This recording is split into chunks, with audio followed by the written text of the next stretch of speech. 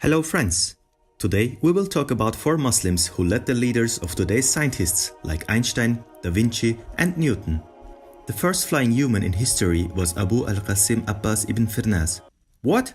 Really? I thought it were the Wright brothers. In the 9th century, about 1020 years before the Wright brothers, Ibn Firnas, like it says in his statement, is the first person to attempt a scientific flight in the history of mankind. It was delivered that he could stay in the air for a long time and do soft landings with his own designed device. The NASA called a crater in space even by Ibn Firnas' name due to his influence in the scientific world. Beside that, Ibn Firnas has different works in the area of chemistry, physics and astronomy, and with his own special methods and by using different stones, he produced glasses.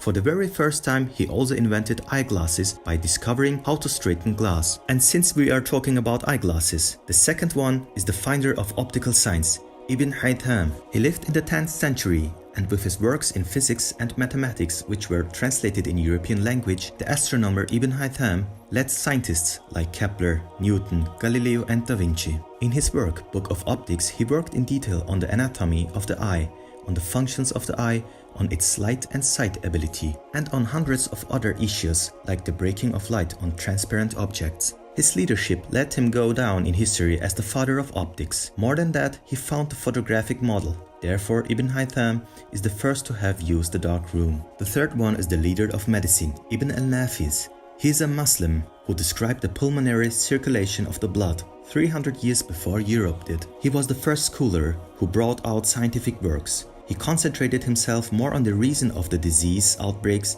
than on their treatments. For being the first to describe that the heart pumps the blood through the venules to the whole body and for describing the metabolism notion, he is accepted as the biggest physiologist of the Middle Age. The fourth one is the pioneer of the relativity theory, Abu Yusuf al-Kindi. Abu Yusuf al-Kindi was the first known Muslim philosopher in Europe in the 9th century. In his view, philosophy had the aim to reach Allah. With this intent, he wrote 277 works from 20 different fields of knowledge. He was the first person who found the frequency analysis in cryptology. What makes him stand out is the fact that he found the relativity theory ages before Einstein. He also dealt with astrology and described the universe as a globe and said it could not be in an eternal expanse. There are thousands of Muslim scientists like them who are mentioned in history books as the pioneers in almost every range. They started with their ideas with the help of the lessons of the Holy Quran and mostly become successful. The history is witness of the fact that whenever the people of Islam were able to identify themselves with their faith, whenever they clinged to their religion, they have been able to evolve themselves and rise up according to their time. Whenever they have left this hold,